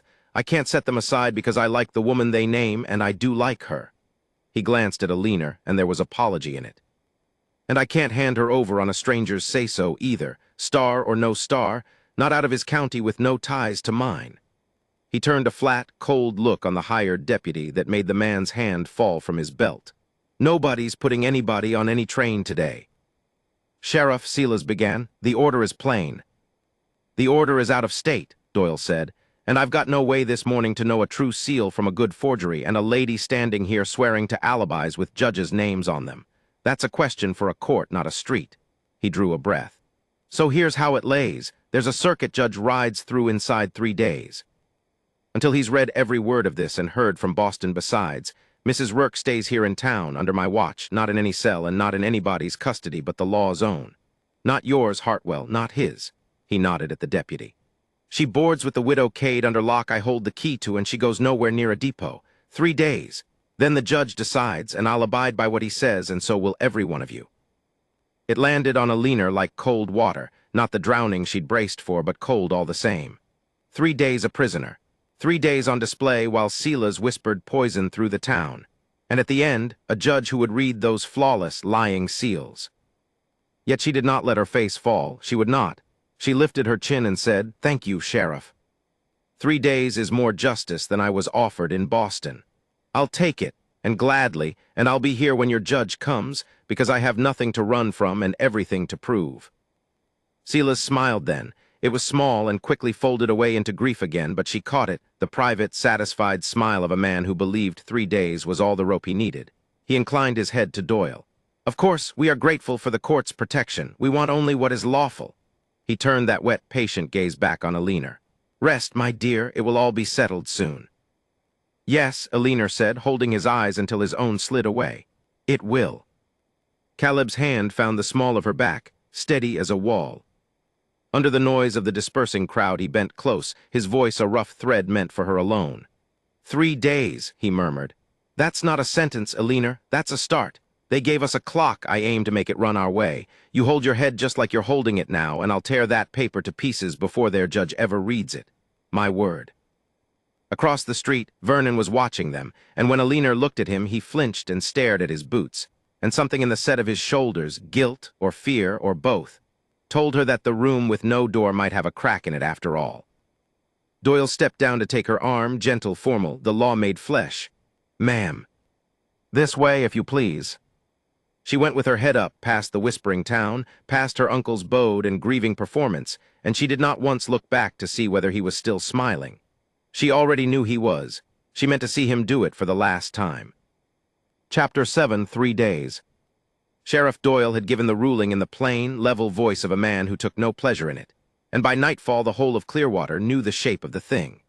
Alina Rourke, the town still turned the new name over on its tongue, was to be held under watch at Martha Klein's boarding house for 3 days, until a circuit judge could ride in and rule on the papers her uncle had spread across the sheriff's desk like a winning hand. 3 days. Caleb kept turning the number over as he stood in the alley behind the boarding house, hat crushed in one fist, staring up at the lamplit window where they had put his wife. "You'll wear a groove in that ground," Holly said behind him. The ranch hand had come to town with him and stayed, the way he stayed for calving and for burying without being asked. 3 days, Caleb said. "A man can lose everything he owns in 3 days. I've seen it." "Then we don't lose it," Holly spat into the dark. "We spend it every hour. Where do we start?" Caleb turned from the window. Somewhere behind that glass Alina was sitting with her back straight. He knew, refusing to give them a single tear to write down as proof of her madness. If she could keep her nerve locked in a watched room, he could keep his in the open. "We start with the telegraph," he said, "and we don't stop till the judge is off his horse."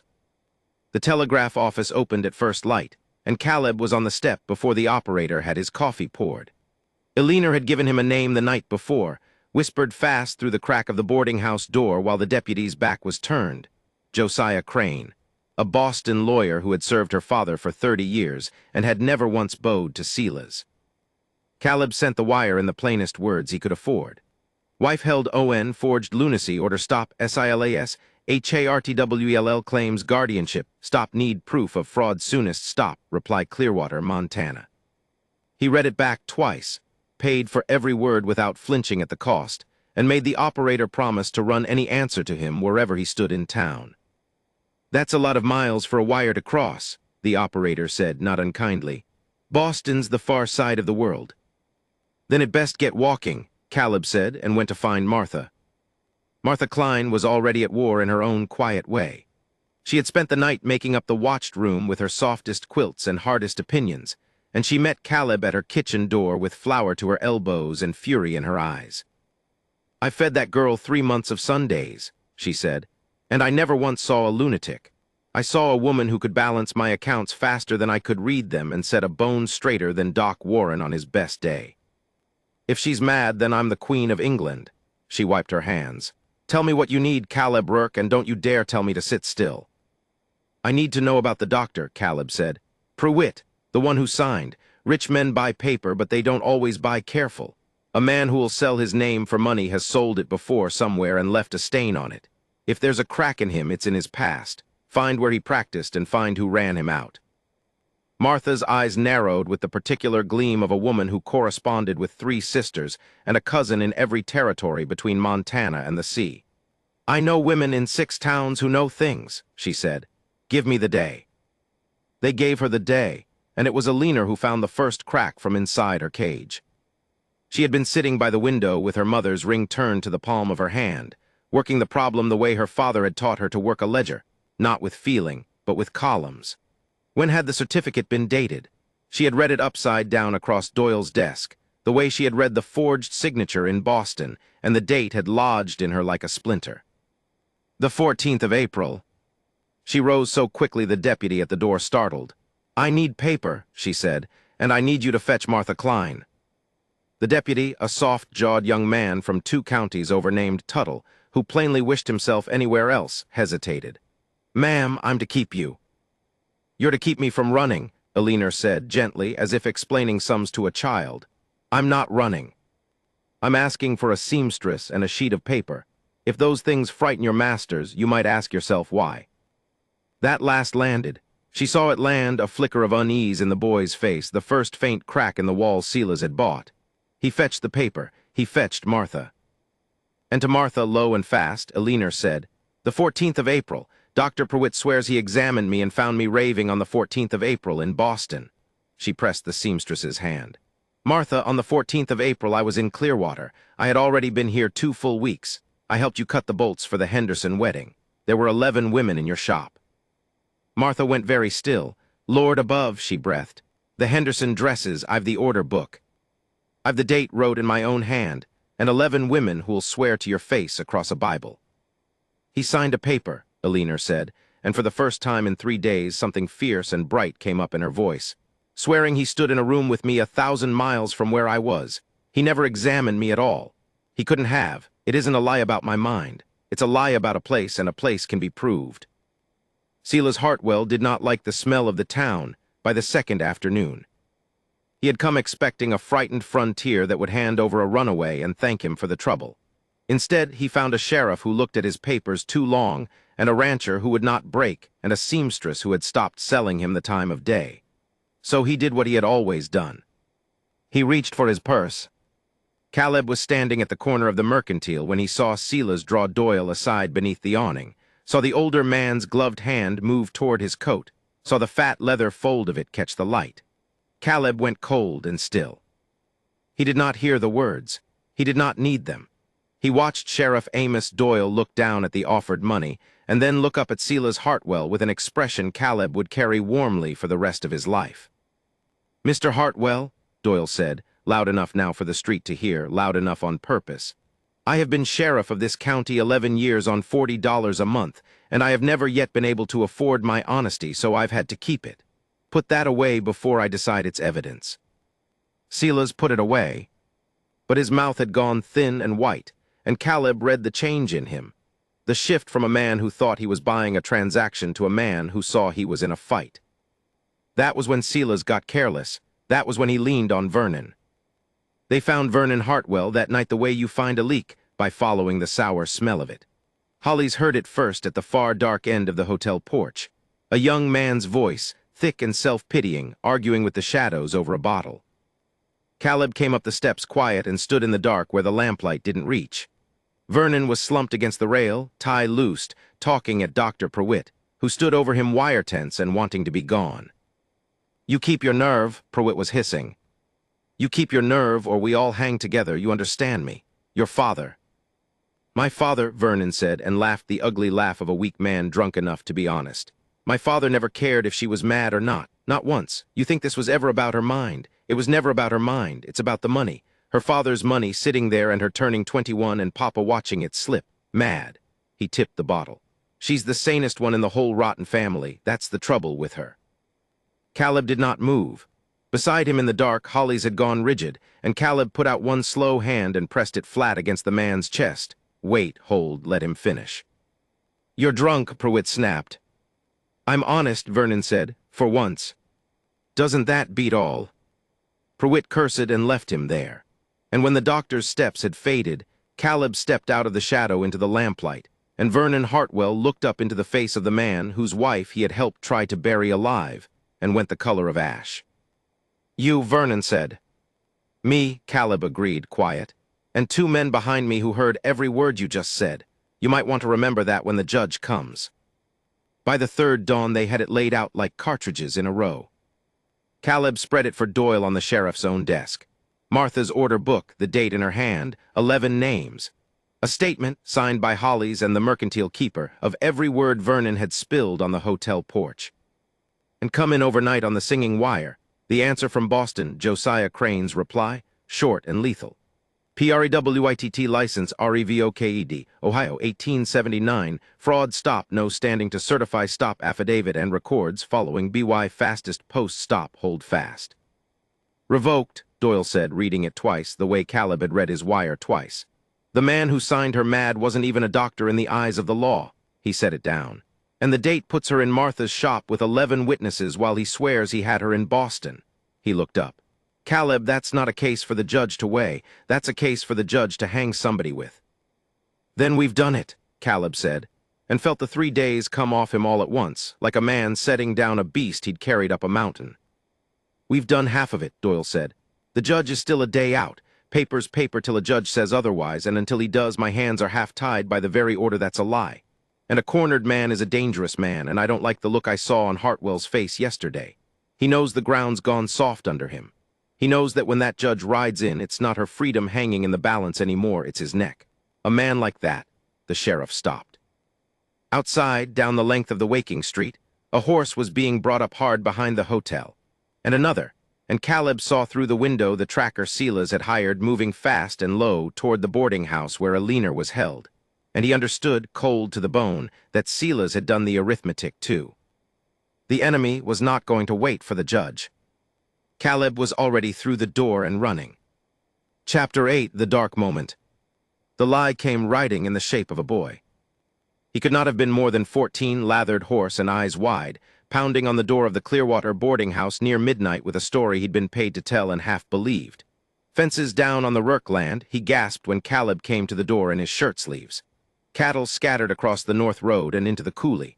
Hollies had sent him, the boy said. Come quick, come now.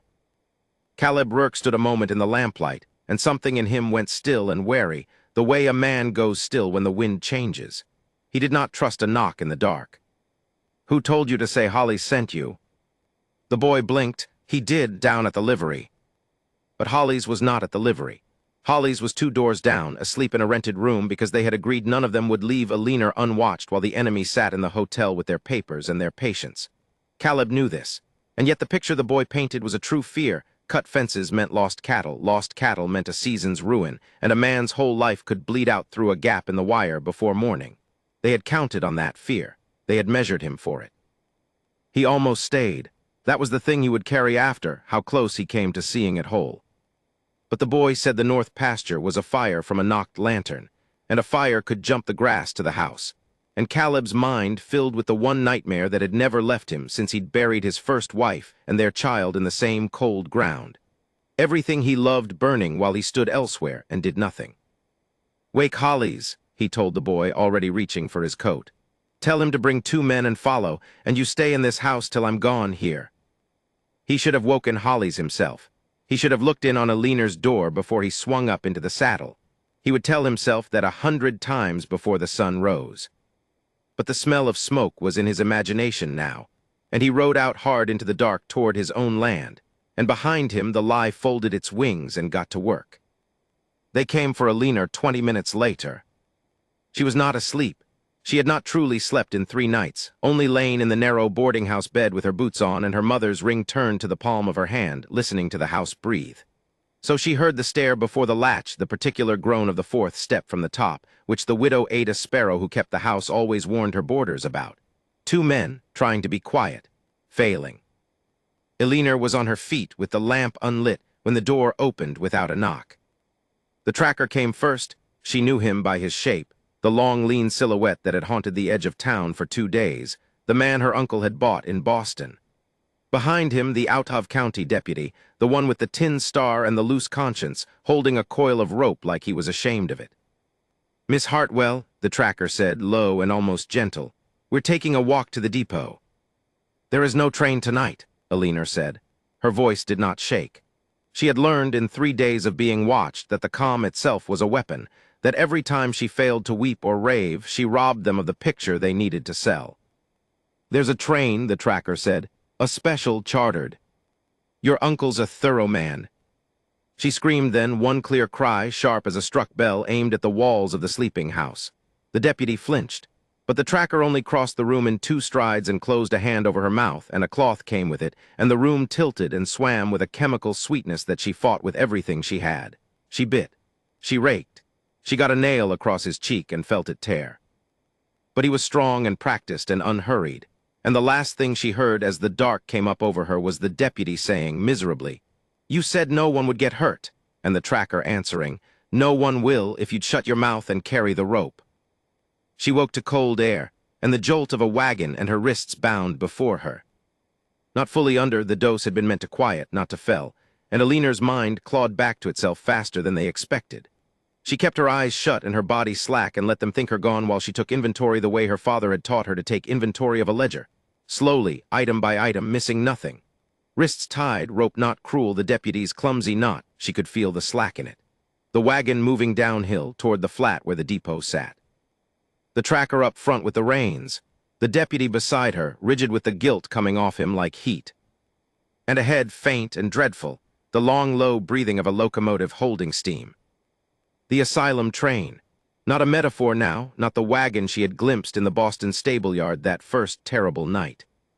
A real engine, chartered with her own inheritance to carry her back east to a room with a lock on the outside, and a certificate that said she had never been sane at all. If they got her aboard, no wired affidavit and no circuit judge would matter. She would be a committed lunatic in transit, and every door between here and Boston would swing shut behind her, each one lawful, each one final. She let her eyes open. "You have children," she said to the deputy, quietly, not a question. He didn't answer, but his jaw moved. "A daughter." She had noticed the little carved horse in his coat pocket days ago, when he'd stood watch, the kind of thing a man whittles for a small girl. When she is grown, and a man she trusts is stolen from her bed in the dark, and called mad so a relative can take her money, will you want the deputy in that town to carry the rope, or to think for himself? "Quiet back there," the tracker said. He signed nothing. Aliner went on, steady, working the slack knot with her fingers as she spoke, keeping her voice a lullaby so they would not watch her hands. "You did. The tracker's paid. But you wear a star, deputy, and when a judge asks why a lawful ward was drugged and hauled to a train in the night instead of held for review, the tracker will be 3 states gone, and you will be the man in the tin. My uncle will not save you. My uncle does not save anyone. Ask his son." Because Vernon was there too, she saw him now, walking alongside the wagon in the dark, hat low, a bottle-shaped weight in his coat and a coward's tremor in his step. Vernon, who 3 days past had let slip that it was never about her mind at all. Vernon, who could not meet her eyes. "Cousin," she said gently, and watched him flinch worse than the deputy had. "You told a man in a saloon it was only ever the money. Half the town heard. It's already loose, Vernon. You cannot stuff it back. The only question left is whether you're a thief or a thief and a kidnapper, and that second word has a rope on it too, a real one." "Shut up," Vernon whispered. "God, shut up, you were always so." "Sane," Aliner said. "The word is sane." The depot lamps swung into view, and far behind, faint under the engine's breathing, she heard what the others had not yet, hoofbeats, many and coming fast and furious. Caleb had found the fences whole. He had ridden to the north pasture with his heart in his throat, and found the wire strung tight and the cattle standing dumb and peaceful in the dark. No fire, no gap, nothing but the enormous ordinary quiet of his own land. And in that quiet the whole shape of the thing had dropped over him like ice water. He had wheeled the horse so hard it screamed. He had ridden back toward town faster than he had ever ridden in his life, and somewhere on the road Hollies and 2 hands had come pounding out of the dark to meet him. Because Hollies had woken to find Aliner's door open and her bed cold, and had roused the widow Sparrow, and the widow had roused the street. The town was not asleep after all. That was the thing the enemy had misjudged, that a town could be bought or cowed the way a certificate could be forged. Behind Caleb, lamps were kindling in window after window down the Clearwater Road. But he was still a quarter-mile out when the locomotive's whistle tore the night open, long and shrieking, and the great wheels began to turn. At the platform's edge, the tracker hauled Aliner down from the wagon and dragged her toward the single-lit car, and for one endless moment it was exactly the nightmare she had run 2,000 miles to escape, bound hands, a train pulling out, a lawful lie taking her back to the dark. The steps of the car rose before her. The deputy had her other arm. And the deputy stopped. He stopped and his hand fell away from her, and he said to the tracker's back in a voice cracked down the middle, "No, no. I won't carry her onto that train." The tracker turned, snarling, and in the half-second his grip loosened, Alina threw her whole weight backward off the moving step.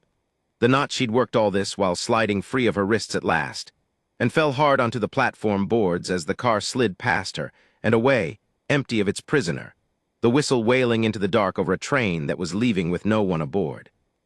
She lay on the cold boards, wrists free, gasping, and heard the drum of hooves become thunder, and heard a man's voice, hoarse, broken, her name in it, her true name shouting through the steam. "Eliners." Caleb came off his horse before it fully stopped, and then he was on his knees on the platform with her face in his two shaking hands, saying her name again and again like it was the only word left in the language. And behind him the whole roused town of Clearwater came pouring down toward the depot with lanterns swinging, hollies, and the widow Sparrow, and Martha Klein in her shawl, and Sheriff Doyle himself buttoning his coat with a face like a coming storm. The tracker was already melting into the dark. Vernon had sunk down against the wagon wheel with his face in his hands. The deputy stood where he was, empty-handed, and did not run. "You came back," Alina managed. "The fences were whole," Caleb said, pressing his forehead to hers, his breath ragged. "I knew. God help me, I nearly didn't, but I knew." His hands moved over her wrists where the rope had burned them, gentle as if she were made of glass, though he had just seen with his own eyes she was made of steel. "They will answer for this, every one of them, at dawn in front of the judge and the whole of this town. I swear it on my name." Alina looked past his shoulder at the lanterns, dozens of them now, at all the faces that had left warm beds to come stand in the cold for a woman who 3 months ago had been a stranger with a false name. She thought of a mansion in Boston with locks on the inside of the doors, and of how the running ends not when you outdistance the dark, but when someone rides into it after you. "At dawn," she agreed, and let him lift her up into the light. Chapter 9, his word against their lie. Dawn came gray and cold over Clearwater, and the whole town was already awake to meet it. They had been gathering since before the light, drawn out of their beds by word that ran house to house faster than any telegraph, that the Eastern men had tried to steal Ellen Rook off a midnight train, and that the circuit judge had ridden through the dark to reach town by morning. Now they stood packed in the rutted street outside the courthouse, ranchers and shopkeepers, women with shawls drawn tight, children hushed against their mothers' skirts. Lantern lights still burned in the windows, though the sky was paling, and their breath rose in the chill like the smoke of 100 small fires. Alina stood on the courthouse steps with Caleb's coat around her shoulders, and Caleb's arm a warm bar across her back, and she did not shake. She had thought she might. After the depot, after the ropes and the black water of that fear, she had thought her body would betray her when the moment came. But she looked out at the faces turned up toward her, Martha, red-eyed and fierce near the front. Holly's with a shotgun broken open over his forearm and a jaw set like a fence post. Reverend Foss with his hat in his hands and his lips moving, and something in her went very still and very clear. These people had come to stand for her. She would not waste their standing on trembling. Judge Harlan Coe was a broad, unhurried man with white side whiskers and the flat, weary eyes of a man who had heard every lie the frontier could invent. He set a folding table at the top of the steps, laid out his spectacles and a sheaf of papers, and rapped the wood once with his knuckle. "I'm not fond of holding court in the street," he said, and his voice carried without seeming to try. "But I'm told there's a matter here that won't keep till the courthouse doors are open, and I'm told there was violence done in the night. So we'll have it out where God and everybody can see it. Sheriff Doyle, who speaks." Amos Doyle stepped forward. "The petitioner's Silas Hartwell of Boston, Judge. Claims guardianship over the woman known here as Ellen Bell. Says her right name's Alina Hartwell, and she's a committed lunatic escaped his lawful care. And the woman's married to Caleb Rook, this town's own. Says the guardianship's a forgery got up to rob her." Judge Coe took off his hat, set it on the table, and settled his spectacles on his nose. "Then let's see the paper that started it." Silas came forward smooth as poured cream. He had put on his grief like a good coat, the trembling hand, the sorrowing brow, the voice that cracked in all the right places. "Your Honor, I take no pleasure in this. My poor brother's child has been afflicted since his death. Delusions, fits of temper." She fled her physicians and her family both, and I have chased her across a continent not to harm her, but to save her from herself." He laid the certificate on the table with the tenderness of a man laying flowers on a grave. "The lunacy order, signed and sealed by Dr. Josiah Prewitt, dated the 11th of March. The judge read it. The crowd held its breath. Alina felt Caleb's hand tighten at her waist, and she covered it briefly with her own. "It's a handsome document," Judge Coe allowed. "Dr. Prewitt, you're here." Prewitt shuffled forward, gray-faced, sweating despite the cold. Yes, Your Honor, I examined the young woman, my professional opinion." "Your professional opinion?" The judge slid a second paper from his own sheaf, unhurried as a man dealing cards. "This came over the wire an hour ago from the Medical Board of the Commonwealth of Massachusetts, in answer to a query filed by one." He glanced down. "Mr. Theodore Ashby, attorney of Boston, on behalf of his client Alina Hartwell. It states that Josiah Prewitt's license to practice medicine was revoked in that state 3 years past, for fraud and drunkenness, and never restored in any territory or state of this union." He looked up over his spectacles. "So I'd take some care, sir, before you tell this court what your professional opinion is worth. You haven't got a profession." A sound went through the crowd like wind through wheat. Prewitt's mouth worked. Nothing came out. "And there's the matter of your date," the judge went on, tapping the certificate. "The 11th of March. You examined this woman in Boston on the 11th of March and found her raving." He lifted a third paper. "Mr. Ashby is a thorough man. On the 11th of March, Miss Alina Hartwell attended the reading of her father's will at the offices of Ashby and Crane, in company with 4 witnesses of standing, and conducted herself, and I'm quoting the lawyer's own hand here, with a composure and precision that shamed every man in the room. She was in a law office in Boston, doctor. She was not in your examination chamber being found mad. You signed a paper about a day you never saw." He set it down. "That's not medicine, that's forgery." "The signature," Silas cut in too fast, the smoothness cracking at the edge. "Your Honor, whatever Prewitt's failings, the signature is genuine." "Is it?" Judge Coe held the certificate up to the strengthening light, and beside it laid a bank draft. "Mr. Ashby wired a specimen of Dr. Prewitt's true hand, taken from his own bank. I've been looking at documents 40 years, Mr. Hartwell, and I don't need 40 more to see that the man who signed this certificate crossed his T's the way you cross yours." He lowered the papers and fixed Silas with those flat, tired eyes. "You didn't even hire a good forger. You did it yourself, over your own dinner table, I'd wager, because you couldn't stand to let another soul know the size of what you were stealing." Silas's face went white, then a dull, mottled red. And into that silence, Reverend Foss spoke, not loudly, but with the gentle, inexorable weight of a man who had sat at 100 deathbeds, and knew the exact moment a soul was ready to unburden itself. He turned not to Silas, but to the thin, shaking young man who had been trying to make himself small at the edge of the steps. "Vernon," the Reverend said, "son, you've been carrying this a long way. I watched you at the depot last night. I watched you when they put the ropes on her. You didn't have the stomach for it then, and you don't have it now." He took a step closer. "There's a whole town here. There's a judge with the truth already in his hands. The only thing left undone is your soul, and that you can mend right now with one honest word." "Was she ever mad?" Vernon looked at his father. He looked at Alina, his cousin, whom he had needled at 100 dinners, whom he had helped rope like a calf and haul toward a train. Something in him, some last thin thread, gave way. "No," he said, and then louder, the word tearing out of him like a splinter drawn from deep flesh. "No, she was never mad. There was nothing wrong with her. There was never anything wrong with her. It was the money. It was always only the money. The estate came to her at 21 and father couldn't. We owed everywhere. We were drowning, and he said if she were declared unfit he'd have all of it as her guardian forever, and no one would ever." He gulped air. "He forged the doctor. He paid Prewitt $200. The asylum wagon was waiting the night she ran. I helped. God forgive me, I helped, and she never did one thing except be sane and be in the way." The town made a sound, then that Alina felt in her breastbone. "You sniveling," Silas lunged, and it was that more than any paper that damned him. The mask did not slip. It shattered all at once, and what stood revealed in the gray morning light was not a grieving uncle but a cornered thief, spittle at the corner of his mouth, his hands like claws reaching for his own son's throat. Hollies and 2 other men had him by the arms before he crossed a yard of ground. "It's mine," Silas was snarling, past all sense now. Her father was a fool, and it should have been mine, all of it. She was going to give it to strangers and charities, and it's mine. "That," said Judge Coe, "will do." He said it quietly, and the quiet of it stopped everything. He gathered his papers and let the silence hold until even Silas had gone still in the men's grip, chest heaving. Then he took off his spectacles.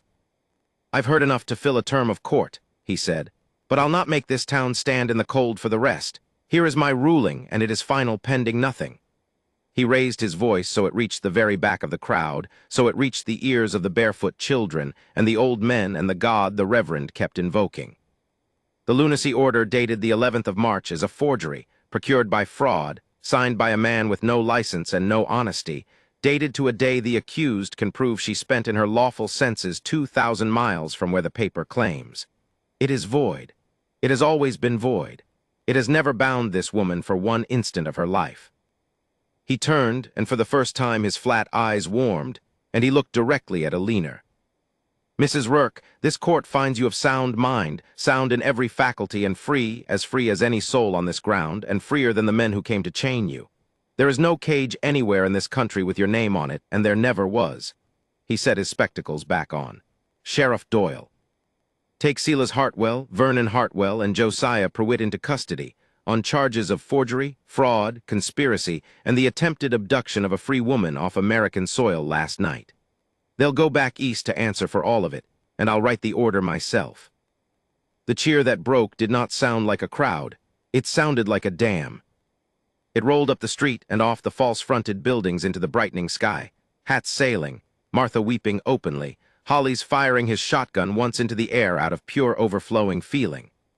Doyle and his men were already moving, and Silas was shouting something no one could hear and no one wanted to.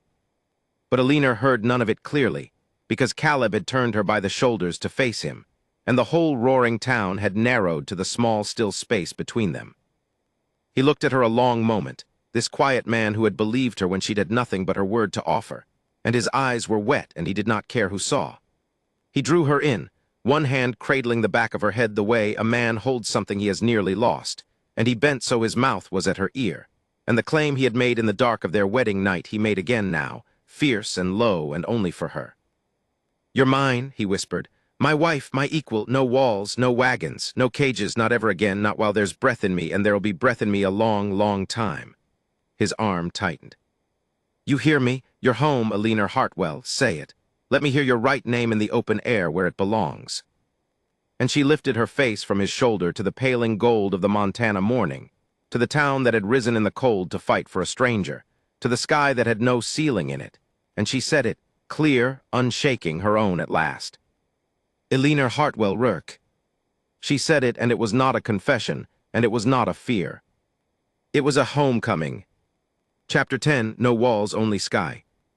The eastbound train that carried Silas Hartwell away from Clearwater was the same line that had once been meant to carry Alina east in chains, and she stood on the depot platform in the clean morning light and watched it go without a flicker of pity in her. Silas sat stiff at a barred window in a borrowed coat, his wrists ironed, his mask gone entire. Beside him, Vernon stared at the floor of the car, ruined and hollow, a man who had at last told one true thing in his life and could not bear the sound of it. Dr. Pruitt, no longer any kind of doctor, his revoked license read aloud to the whole county, had not lifted his head since the judge spoke.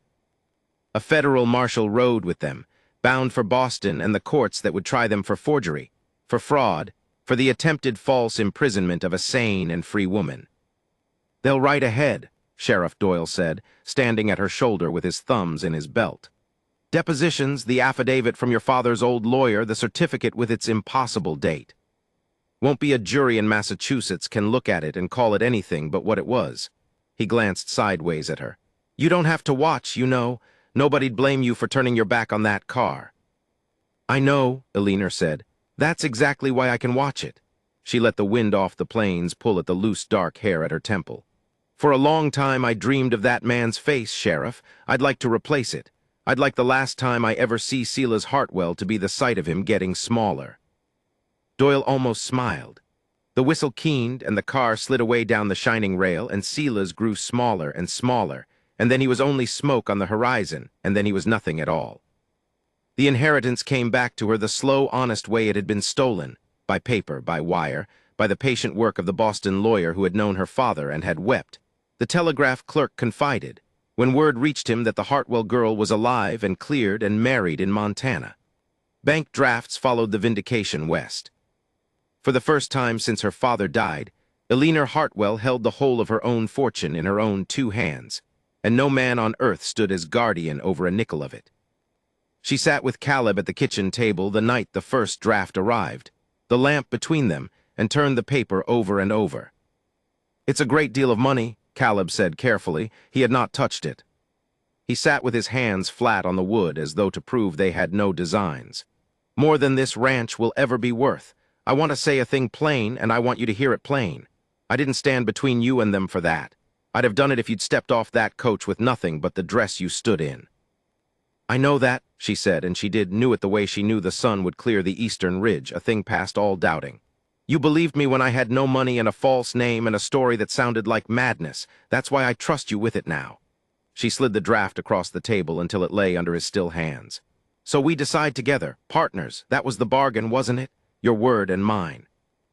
"My word and yours," he agreed low. They decided together. Some of it went into the ranch, new stock, the north well dug deep at last, wages raised for Hollies and the hands who had ridden through the dark for her without asking what she'd done to deserve it. Some of it she gave to the town on her own terms and under her own name. A proper schoolhouse, a fund at the bank for families burned out or hailed out or otherwise handed a bad season by a country that dealt them freely. And a sum, quiet and unmarked, she set aside for any woman who ever came through Clearwater the way she had come, hunted, frightened, calling herself by a name that wasn't hers. "You'll spoil the whole territory," Martha Klein said, when she heard, dabbing at her eyes with a scrap of the good muslin. "A body can't even keep a decent grievance around you." The town threw the celebration itself. Eleanor was given no say in the matter at all. Reverend Foss opened the church hall, and Martha strung it with everything in her shop that would hang, and Hollies and the hands hauled in trestle tables, and half of Clearwater came with a dish in their hands, and the other half came hungry. There was fiddle music, and there was Doyle in a collar that plainly pained him, and there was, at the center of it, Eleanor, not held, not watched, not surrendered to anyone, simply home among people who had chosen her before they'd had any proof at all. Foss stood up on a chair to be heard over the din. "Friends," he called, "we gathered once before in a hard hour when a man came to this town with lies dressed up as law and asked us to hand over one of our own. We didn't." A rumble of approval went round the hall. "Some towns would have, ours didn't, and I'd like it set down somewhere lasting that Clearwater looked at a frightened stranger and saw a neighbor before it ever saw a fortune." He raised his cup. "Now, she came to us under a borrowed name, and she earned every good thing under it. But I think it's time we drank to the true one. To Eleanor Rourke, that was Hartwell, and was, for a little while, our own Ellen Bell." "Ellen served me well," Eleanor said, when the cheering let her speak, and she found she could say it warmly now without the old fear rising behind it. "She got me here alive, but I'd be obliged if you'd let me set her down." She looked around at their faces, Martha, Doyle, Foss, Hollies red-faced and grinning, Caleb steady at the wall with his hat in his hand and his whole heart plain on his face. "My name is Eleanor. I'm not hiding any more, and there's not a locked door between me and any one of you." They spoke their true vows on a Sunday evening in October, out under the open sky, because Eleanor would not be married inside walls again for anything on earth. The first time they had wed it had been a quiet thing done quick, a marriage half of convenience and half of a hope neither had dared to name aloud, the vows spoken low against the shadow of what was coming for her. This time Foss read the words on the rise behind the ranch house with the whole valley falling away gold and violet below them and nothing overhead but the enormous kindling sky. Martha stood up with her. Holly stood up with Caleb and wept without shame. There was no paper to prove her sane, no certificate, no signature to be forged or trusted. Only 2 people who had already chosen each other in the dark, choosing again in the light. "I married you the first time to keep you safe," Caleb said when it came his turn, and his voice was not quite level and he did not try to make it so. "I'll not pretend otherwise, but I want to say this part where God and the whole valley can hear it. I don't keep you. I never did. A man doesn't keep the weather or the sky or a free woman's heart." His jaw worked. "I stood between you and the dark because I wanted to, and I'll go on wanting to every day I've got. That's my word, Eleanor, and my word's the only fence that's ever held me." She had been afraid once of a room full of eyes. Her uncle had counted on it, had called her fear itself proof of her ruin. She looked out now at every eye in the valley turned toward her and felt only steady, only sure. "You believed me," she said, "when believing me cost you everything and profited you nothing. When the law itself said I was mad, you looked at me and saw a sane woman worth defending. Do you know what that is to a person who's been told long enough that her own clear mind is a sickness?" She took his rough hands in both of hers. "It's the whole of it. You gave me back my own self. So here is my word, Caleb Rourke, and I give it freely from a sound mind and a full heart. I choose you.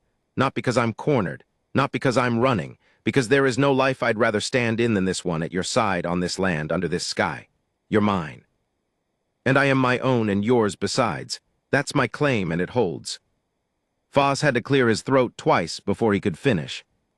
She kept her mother's ring on her hand and the old newspaper page in a drawer, the frontier advertisement with its ink circle, the single door that had opened in a house where every other door was locked.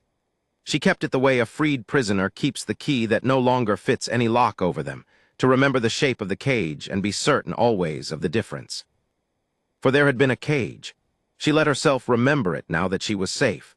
The Boston mansion with its wide staircases and its packed asylum wagon waiting in the mews, its dinner table where Vernon needled her and she smiled and hid her fear, its every polished door a thing that locked from the outside.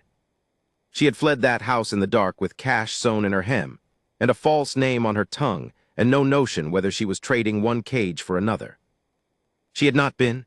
She stood on the porch of the ranch house in the last of an October dusk, and there was not a locked door within 100 miles of her. The doors here stood open to the warm evening. The sky went on without a wall or a fence line to break it, purpling from the ridge to the far dark rim of the world, the first stars coming up like lamps lit in a house where everyone was welcome. Caleb came out and stood beside her at the rail, the way he always did, and did not speak for a while, because the best of what was between them had never needed much saying. "They called me mad," she said at last, quiet, wondering at it. "A whole city of lawyers and doctors and a signed paper, all of it saying I'd lost my mind. And I never once had." "No," Caleb said, "you never did. I was only frightened, and when a woman's frightened and they want her fortune, they've a word ready for that." She leaned into the warm, certain line of him. "It took a whole town and a judge and your word against their lie to prove a thing that was true the whole time. It's proved now." He set his arm around her, sure and easy, a man standing between what he loved and the dark out of nothing but gladness. "Won't ever need proving again." The night came down soft over the valley, and the cattle lowed low in the far pasture, and behind them the house glowed warm through its open doors. Eleanor Rourke stood in the wide, free dark that had once terrified her, and felt it settle around her shoulders now like a thing given, not a thing endured. She had never been mad. She had only at long last been believed, and being believed, she had discovered, was simply this: to be seen clearly by someone who would not look away, and having been seen, to be finally wholly under all that endless sky free.